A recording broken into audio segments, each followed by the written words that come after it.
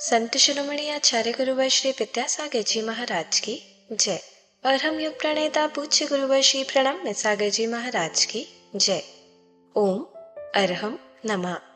स्वाध्याय प्रेमी बंधुओं, आप सभी का आचार्य उमा स्वामी द्वारा विरचित गागर में सागर भरने वाले अनोखे ग्रंथ श्री तत्वार्थ सूत्र ग्रंथराज जी के स्वाध्याय में स्वागत है। इंतजार की घड़ियां समाप्त हुई। अध्याय 7 की मौखिक सूत्र पाठ परीक्षा का परिणाम घोषित किया जा रहा है। बड़े ही हर्ष का विषय है कि इस बार कुल 139 लोगों ने शुद्ध उच्चारण के साथ 100% अंक प्राप्त किए हैं। इसी श्रृंखला में अध्याय 7 के मौखिक सूत्र पाठ के विजेता इस प्रकार हैं। व्याना जैन 7 वर्ष राजस्थान, आरोही जैन 8 वर्ष मध्य प्रदेश, केओंग जैन 9 वर्ष राजस्थान, अद्विका जैन 9 वर्ष दिल्ली, नैवेद्या जैन 10 वर्ष राजस्थान, विवान जैन 10 वर्ष राजस्थान, चांदनी जैन 10 वर्ष राजस्थान, संभवी जैन 10 वर्ष मध्य प्रदेश, आरोही मोदी 10 वर्ष भोपाल, हर्षिता पांड्या 12 वर्ष राजस्थान, मौली जैन 12 वर्ष राजस्थान, धैर्य गंगवाल 13 वर्ष राजस्थान, अर्नव जैन 13 वर्ष राजस्थान, नेहल दोषी 11 वर्ष मध्य प्रदेश, सौम्या जैन 11 वर्ष मध्य प्रदेश, दानव जिगेश श्रॉफ 12 वर्ष गुजरात, आर्जव जैन 13 वर्ष उत्तर प्रदेश, आराध्या जैन 10 वर्ष राजस्थान, बीनी जैन 11 वर्ष राजस्थान। बड़ों में अंजलि मुकेश चूड़ीवाल महाराष्ट्र, स्वाति रवि किरण जैन महाराष्ट्र, सरिता जैन मध्य प्रदेश, अनीता जैन वेस्ट बंगाल, अनीता जैन उत्तर प्रदेश, संगीता जैन असम, सीमा जैन मध्य प्रदेश, ऊर्जा जैन मध्य प्रदेश, व्रति सुधा जैन मध्य प्रदेश, प्रतिभा मेघन महाराष्ट्र, दीपक बोहरा राजस्थान। सभी विजेताओं को बहुत बहुत अनुमोदना। अरहम टीम आपके मंगल भविष्य की कामना करती है। विगत 2 वर्षों में हमने तत्व विज्ञान अध्याय 1 से लेकर व्रत विज्ञान अध्याय 7 तक का सफर तय किया है और अब हम अपने अतिशय पुण्य फल से कर्म बंध विज्ञान अध्याय 8 के स्वाध्याय में कर्म बंध के बारे में जान सकेंगे। जो नए स्वाध्याय प्रेमी अब हमारे साथ जुड़ रहे हैं, वह पुराने स्वाध्याय के छूटने का विकल्प न करें। निश्चिंत भाव से स्वाध्याय करें। मुनिश्री की सरस सरल वाणी में उन्हें यह जटिल विषय भी बड़ी आसानी से समझ आएगा। स्वाध्याय प्रारंभ करने से पहले हम अध्याय 8 का सूत्र पाठन कर लेते हैं ताकि हम इन्हें कंठस्थ कर सके। यदि आपने पिछले अध्यायों की मौखिक सूत्र पाठन परीक्षा नहीं दी है, तो भी आपको यह पाठ अवश्य करना चाहिए और इन्हें कंठस्थ करने का प्रयास भी करना चाहिए। मोक्ष मार्गस्य नेतारं भेत्तारं कर्म भूव्रतां ज्ञातारं विश्वतत्त्वानां वन्दे तद्गुणलब्धये। मिथ्या दर्शना विरति प्रमाद कषाय योगा बंध हेतवः सकषायत्वात् जीवः कर्मणो योग्यान् पुद्गला नादत्ते स बन्धः प्रकृति स्थित्यनुभव प्रदेशास्तद विधेयः आद्यो ज्ञान दर्शनावरण वेदनीय मोहनीयायुर्नाम गोत्रांतरायाः पंच नवद्वेष्टाविंशति चतुर्द्वि चत्वारिंशत् द्विपंच भेदा यथाक्रमम् मतिश्रुतावधि मनः पर्यय केवलानां चक्षुरचक्षुरवधि केवलानां निद्रा निद्रा निद्रा प्रचला प्रचला प्रचला स्त्यान ग्रद्धयश्च स दशत वेद्य दर्शन चारित्र मोहनीया कषाय कषाय वेदनीयाख्या स्त्री द्वि नव षोडश भेदा सम्यक्तु मिथ्यात्तु तद्भयान्य कषाय कषायौ हास्य रत्य रति शोक भय जुगुप्सा स्त्री पुण्य पुंसक वेदा अनंतानुबंध्य प्रत्याख्यान प्रत्याख्यान संजुलन विकल्पाश्चैकशः क्रोधमान माया लोभा नारक तैर्यज्ञोन्मानुष दैवानि गतिजाति शरीरांगोपांग निर्माण बंधन संघात संस्थान सहनन स्पर्श रस गंधान गंध वर्णानुपूर्व्य गुरु लघुपघात परघाता तपोद्योतोच्छ्वास विहायोगते प्रत्येक शरीर त्रस्सुभग सुस्वर शुभ सूक्ष्म पर्याप्ति स्थिरादे यशः कीर्ति सेतराणि तीर्थकरत्वं च उच्चैर्नीचैश्च दानलाभ भोगोपभोग वीर्याणाम् आदितस्तिसृणामन्तरायस्य च 30 सागरोपम कोटि कोट्यः परा स्थितिः सप्ततिर्मोहनीयस्य 20 नाम गोत्रयोः 33 सागरोपमाण्यायुषः अपरा 12 मुहूर्ता वेदनीयस्य नाम गोत्रयोरष्टौ शेषाणा मन्तर्मुहूर्ताः विपाकोऽनुभवः स यथानाम ततश्च निर्जरा नाम प्रत्ययाः सर्वतो योग विशेषात् सूक्ष्मैक क्षेत्रावगाः स्थिताः सर्वात्म प्रदेशेष्वनन्तानन्त प्रदेशाः सद्वेद्य शुभायोर्नाम गोत्राणि पुण्यम अतोन्यत पापम इति तत्वार सूत्रे 8वां पूज्य मुनिश्री कहते हैं कि सिर्फ सूत के पाचन से ही हमारी विशुद्धि कई गुना बढ़ जाती है। तो चलिए अब हम चलते हैं कर्म बंध विज्ञान की कक्षा की ओर। मोक्ष मार्गस्य नेतारं भेत्तारं कर्म भूरतां ज्ञातारं विश्वतत्त्वानां वंदे तद्गुणलब्धये। देवादिदेव आदिम तीर्थंकर श्री ऋषभनाथ भगवान की, वर्तमान शासन नायक श्री वर्धमान महावीर भगवान की, परम पूज्य आचार्य गुरुवर श्री विद्यासागर जी महाराज की। फिर आचार्य कहते हैं कि यह जो बंध है, यह बंध का हेतु केवल प्रमाद चला भी जाता है तो भी बना रहता है। किससे बना रहता है? तो आगे के दो हेतु और दिए जा रहे हैं, एक कसाय और एक योग। कसाय भी जो है आत्मा के लिए बंध का कारण है और योग भी आत्मा के लिए बंध का कारण है। कसाय में अब प्रमाद के बाद जो कुछ बचा वो भी एक कसाय का सूक्ष्म अंश रह गया। अभी अगर हम गुणस्थानों के अनुसार समझें तो 6वें गुणस्थान तक यदि प्रमाद है तो 7म, 8म, 9वें, 10वें गुणस्थान में जो कुछ है कर्म बंध का कारण वो कसाय के कारण से है। इसलिए यहां पर जो कसाय है इसका मतलब क्या है कि ये केवल संजुलन कसाय के लिए कहा जा रहा है।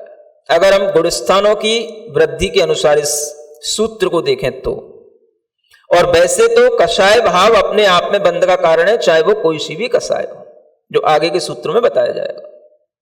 और जब इस कसाय का अभाव भी हो जाता है तब फिर आगे के गुणस्थानों में यानी 11वें, 12वें और 13वें गुणस्थान में भी बंध होता है जो केवल योग के माध्यम से होता है। और 14वां गुणस्थान बंध से रहित हो जाता है क्योंकि वहां पर इन 5 कारणों में से कोई भी कारण नहीं होता है। अब हम गुणस्थानों की अपेक्षा से देखें तो पहले गुणस्थान में मिथ्या दर्शन के साथ सभी कारण जुड़े होने के कारण 5 ही बंध के हेतु हैं। 1 से लेकर के 13 गुणस्थानों में हम इन बंध के हेतुओं को लगाएं तो पहले गुणस्थान में बंध के कितने कारण हैं? 5 ही हैं। दूसरा गुणस्थान अगर आता है तो उस दूसरे गुणस्थान में, तीसरे गुणस्थान में और यहां तक कि चौथे गुणस्थान में भी बंध के हेतु यदि हम देखेंगे तो ये केवल मिथ्यात्व छूट गया, बाकी सभी अविरत भी है, प्रमाद भी है, कसाय भी है और योग भी है। ये चारों बंध के कारण है चौथे गुणस्थान तक।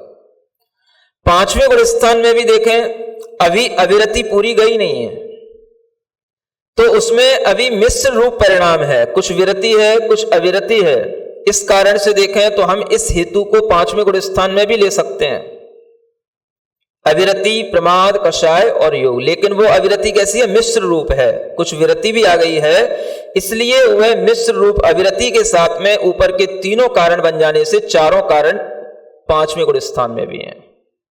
माने इतने कारणों से यह कर्म बंध की व्यवस्था है।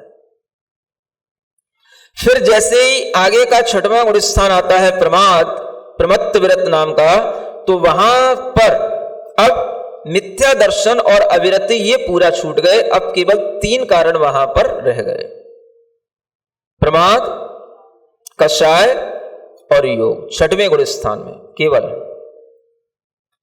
फिर जब 7म गुणस्थान में बात आएगी तो 7म गुणस्थान में प्रमाद छूट गया, कसाय और योग ये दो बंध के हेतु रह गए। अब ये बंध के हेतु सप्तम में भी, अष्टम में भी, नौवें में भी और 10वें में भी ये दोनों हेतु चलेंगे। ये दोनों हेतु कहां तक हैं? 10वें तक। 7वें से लेकर के 10वें गुण स्थान तक ये कसाय और योग ये दोनों ही बंध के हेतु हैं। फिर आगे 10वें गुण स्थान में कसाय प्रत्यय जब छूट जाता है तो 11वें, 12वें, 13वें गुण स्थान में केवल एक योग ही बंध का कारण रह गया और 14वें गुण स्थान में कोई भी कारण नहीं होती, इसलिए वहां पर बंध का कोई भी हेतु नहीं होता और सिद्धों में तो बंध होता ही नहीं है। ये गुणस्थानों के अनुसार जो यह कर्म बंध की व्यवस्था है, इनके लिए ये प्रत्यय भीतर हमारे जो काम करते हैं इसके अनुसार यह कर्म बंध होता रहता है।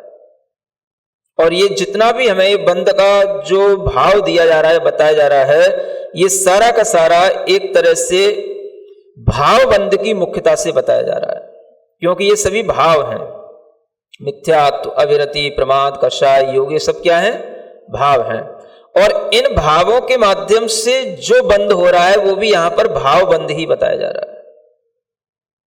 उस भाव बंध में जो कर्म का बंध हो रहा है वो तो द्रव्य बंध हो गया, लेकिन मुख्य हेतु तो यहां पर भाव रूप हेतु ही है, जिसके कारण से ये बंध के सभी हेतु या तो एक साथ भी चलते हैं या जहां पर जितने छूट जाते हैं उतने रह जाते हैं। अब आप इन सबके भेद उपभेदों को मिलाएंगे तो कई इसके भेद बन जाते हैं।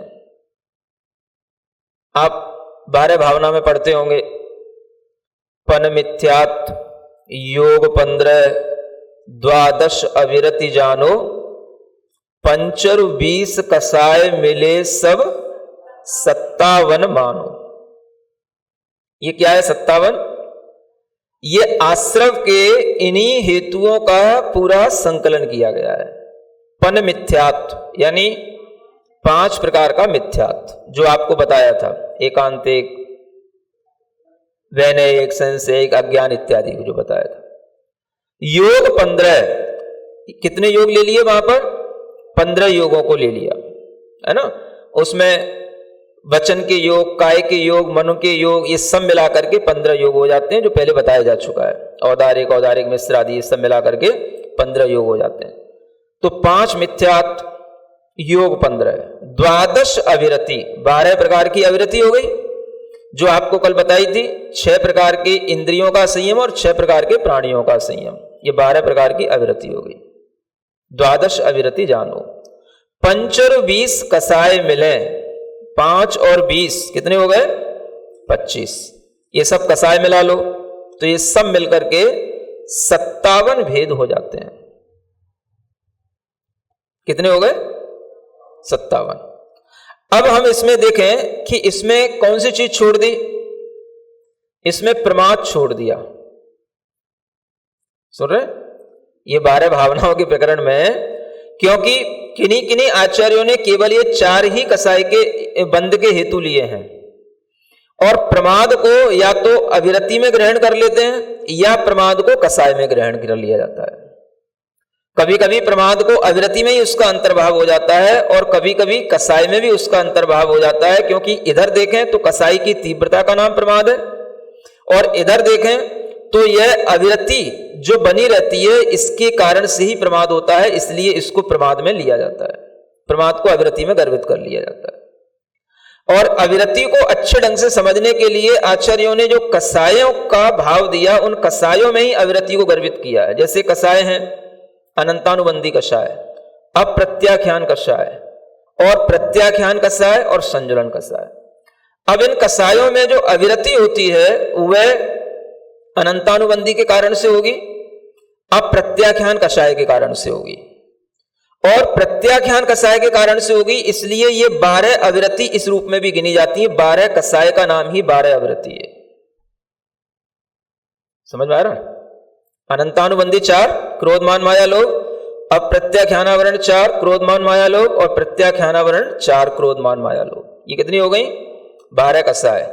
जब तक ये 12 कषायों में से 12 कषायों का उदय है तब तक अविरति है और ये अविरति छूट गई, केवल संजुलन क्रोधमान माया लोभ रह गया, तो अविरति तो छूट गई लेकिन ये जो कसाय रह गई, बस इसको यहां पर कसाय के रूप में कहा, तो उसी को यहां पर संजुलन कसाय के माध्यम से कहा गया।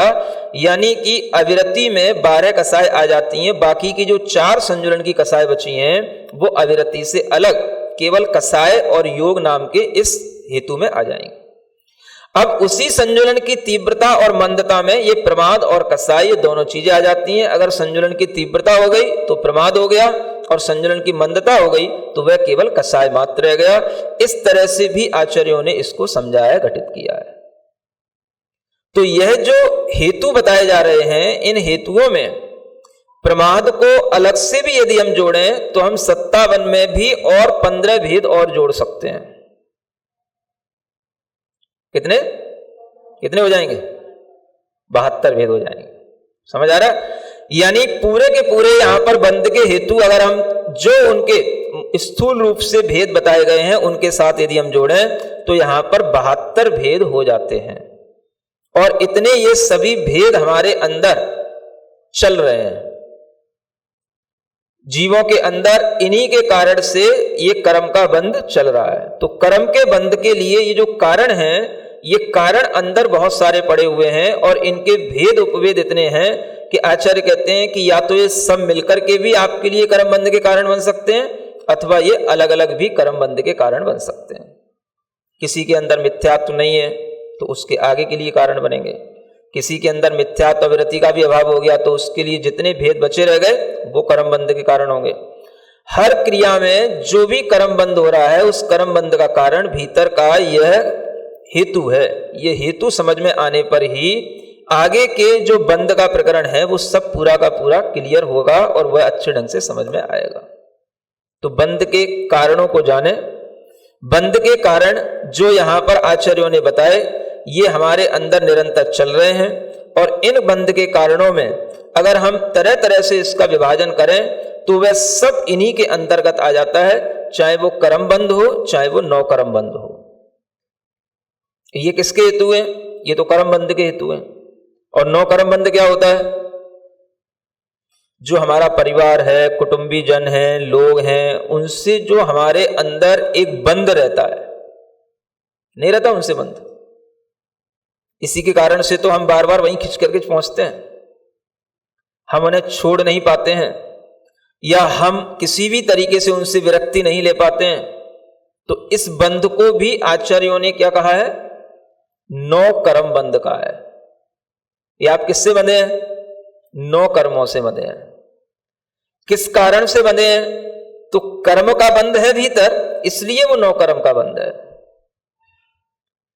कुछ में से, दोनों में से कहीं ना कहीं से तो आपको कुछ ना कुछ तो पहले तोड़ना पड़ेगा। या तो नौ कर्म बंध टूटे तो कर्म बंध टूटे, या कर्म बंध टूटे तो नौ कर्म बंध टूटे। आपको जैसे भी उचित लगे, कर्म बंध को तोड़ने के लिए जैसे ही आप तैयार होंगे तो नौ कर्म बंध बाहर के टूटते ही हैं। नौ कर्म बंध का मतलब बाहर हम जितने भी चीजों से बंधे हुए हैं, शरीर और उस शरीर से जुड़ी हुई जितनी भी चीजें, वो सब हमारे नौ कर्म बंध के साथ में हैं। और उस नौ कर्म बंध के लिए हेतु हमारा मुख्य कर्म बंध है, इसलिए ये कर्म बंध ही हमको पूरा ये नौ कर्म बंध का कारण बना देते हैं। इसलिए संसार भी जो पुद्गल परावर्तन होता है वो दो ही रूप होता है, एक कर्म पुद्गल परावर्तन और एक नौ कर्म पुद्गल परावर्तन। तो यह कर्म बंध के हेतुओं के माध्यम से ही ये नौ कर्म बंध का कारण चलता है। इसलिए हर एक कर्म के बंध की भी और नौ कर्म के बंध की भी जो मुख्य आवश्यक जो शर्त है वो इसी कर्म बंध के हेतुओं में गर्भित हो जाती है। इस तरह से ये जो 5 कर्म बंध के हेतु बताए गए हैं, इनमें से आगे आचार्य बताएंगे कि मुख्य रूप से इन कर्मों के बंध कितने प्रकार के और किस कारण से मुख्य रूप से होते हैं। ये तो यहां पर सामान्य कारण बता दिए, अब मुख्य कारण है वो आगे के सूत्र में बताया जाएगा। उसके लिए आपको थोड़ा इंतजार करना पड़ेगा कल तक के लिए। बोलो महावीर भगवान की। धन्य है हमारा पुण्य जो मुनिश्री हमें कर्म बंध जैसे कठिन विषय को इतनी सरलता के साथ समझा रहे हैं, ताकि हम डेली लाइफ में कर्म बंध के कारणों को जानकर उनसे बच सके और यह ज्ञान आप अपने मित्र, परिवार, समाज के लोगों को इस स्वाध्याय से जोड़कर उन तक पहुंचा सकते हैं। आप सिर्फ उन्हें हमारी वेबसाइट etv.arham.yoga शेयर करें और उन्हें इन सभी क्लासेस के साथ साथ मिलेगा अभ्यास प्रश्न करके अपने ज्ञान को प्रगाढ़ बनाने का मौका और आज के सवाल में पुरस्कार जीतने का। तो आज ही अपने बच्चों को, मित्रगणों को और परिवारजनों को इस अनूठे स्वाध्याय से जोड़ अपना और उनका पुण्य बढ़ाए। ओम अरहम नमः। तो चलिए आज की कक्षा की एक क्विक रिवीजन कर लेते हैं। हमने गुणस्थानों के अनुसार कर्म बंध के कारण जाने। पहले गुणस्थान में मिथ्या दर्शन आदि सभी 5 कारण होते हैं। दूसरे से चौथे गुणस्थान में अविरति से लेकर योग तक 4 कारण होते हैं। 5वें गुणस्थान में भी अविरति मिश्र रूप में रहने के कारण 4 कारण होते हैं। 6वें प्रमाद प्रमत्त विरत गुणस्थान में अविरति के अभाव में प्रमाद, कषाय और योग 3 कारण होते हैं। 7वें से 10वें गुणस्थान में प्रमाद के अभाव में सिर्फ कषाय और योग 2 ही कारण होते हैं। 11वें से 13वें गुणस्थान में कषाय के अभाव में केवल योग ही एक कारण रह जाता है। 14वें गुणस्थान में बंध का कोई हेतु नहीं होता, सिद्धों में बंध नहीं होता। मिथ्यात्व, अविरति, प्रमाद, कषाय, योग सभी भाव हैं। भाव बंध से द्रव्य बंध भी होता है, लेकिन यहाँ सारी व्यवस्था भाव बंध की मुख्यता से है। हमने 12 भावना में पन, मिथ्यात, योग, बंध आदि 57 आश्रव के हेतुओं को जाना। पन मिथ्यात्व में एकांतिक आदि 5 मिथ्यात्व, योग 15 में मन वचन काय के औदारिक, औदारिक मिश्र आदि भेदों से 15 योग, द्वादश अविरति में 6 इंद्रिय संयम और 6 प्राणी असंयम मिलकर 12 अविरति, पंचरु 20 कषाय में 25 कषाय मिलकर 57 हेतु होते हैं। इसमें प्रमाद को छोड़ दिया है क्योंकि किन्हीं आचार्यों ने बंध के 4 ही हेतु लिए हैं। प्रमाद का अंतर्भाव कभी अविरति में और कभी कषाय में हो जाता है, क्योंकि अविरति प्रमाद से ही बनी रहती है और कषाय की तीव्रता का नाम प्रमाद है। अविरति को समझने के लिए आचार्यों ने इसे कषाय भाव में ही गर्भित किया है। अविरति अनंतानुबंधी अप्रत्याख्यान और प्रत्याख्यान कषाय के कारण से होती है। इसीलिए क्रोध, मान, माया, लोभ के भेद से ये अनंतानुबंधी अप्रत्याख्यान और प्रत्याख्यान 12 कषाय 12 अविरति के रूप में भी गिनी जाती है। इनके उदय तक अविरति रहती है और इनके छूटने पर जब केवल संजुलन, क्रोध, मान, माया, लोभ रह जाए तब अविरति छूट जाती है। शेष 4 संजुलन कषाय अविरति से अलग कषाय और योग में आती हैं। आचार्यों ने संजुलन की तीव्रता में प्रमाद और मंदता में केवल कषाय मात्र को घटित किया है। बंध के इन स्थूल 57 भेदों में प्रमाद के 15 भेद जोड़ने से 72 भेद हो जाते हैं। ये बंध के कारण निरंतर हमारे अंदर चलते रहते हैं। ये भेद, उपभेद सब मिलकर या अलग अलग भी हमारे लिए बंध का कारण बन सकते हैं। जैसे जिनके मिथ्यात्व नहीं है उनके लिए आगे के हेतु कारण बनेंगे। कर्म बंध के हेतु समझ में आने पर ही हमें आगे बंध का प्रकरण अच्छे से समझ में आएगा। कर्म बंध और नौकर्म बंध सभी इसी के अंतर्गत आ जाते हैं। अपने परिवारजन, कुटुंबी जन से हमारे अंदर एक बंध रहता है, जिसके कारण हम बार बार वहीं खिंच जाते हैं, उन्हें छोड़ नहीं पाते। आचार्यों ने इसे भी नौकर्म बंध कहा है। शरीर और शरीर से जुड़ी जितनी भी चीजें हैं वे सब हमारे नौकर्म बंध के साथ हैं। हमने जाना कि नौकर्म बंध के लिए हेतु कर्म बंध ही है। इसीलिए कर्म बंध और नौकर्म बंध की आवश्यक शर्त उक्त हेतुओं में ही गर्भित हो जाती है। हमें कर्म बंध और नौकर्म बंध में से कुछ न कुछ पहले तोड़ना पड़ेगा। कर्म बंध टूटेगा तो बाहर के नौकर्म बंध टूटते ही हैं। इसीलिए संसार भी कर्म पुद्गल परावर्तन और नौकर्म पुद्गल परावर्तन रूप होता है। आगे हम मुख्य रूप से कर्मों के बंध के प्रकार और उनके कारण जानेंगे। तो चलिए अब हम सभी जुड़वाणी स्तुति करते हैं और तत्पश्चात समय होगा आज के सवाल का। सिरिजिणवाणी जग कल्याणी जग जन मदतम मोहरी जनमण हारी गढ़हर हारी जम जरा भव रोग हरि तिथ्य राणम दिव्य झुणिम जो पड़ई सुणई मय्ये धारई राणम सौख मणंतम धैर्य सासद मोक्ष पदम पावई सासद मोक्ष पदम पावई। अब समय है आज के प्रतियोगिता प्रश्न में भाग लेकर आकर्षक पुरस्कार जीतने का। आप अपने फोन को QR कोड स्कैन करने के लिए तैयार रखें या दिए गए लिंक पे जाएं। आप अपना उत्तर चुनकर हमें कल शाम 5 बजे तक भेज सकते हैं। 3 भाग्यशाली विजेताओं को मिलेंगे आकर्षक पुरस्कार। विजेताओं का नाम इसी कार्यक्रम में हर रविवार को घोषित किया जाएगा।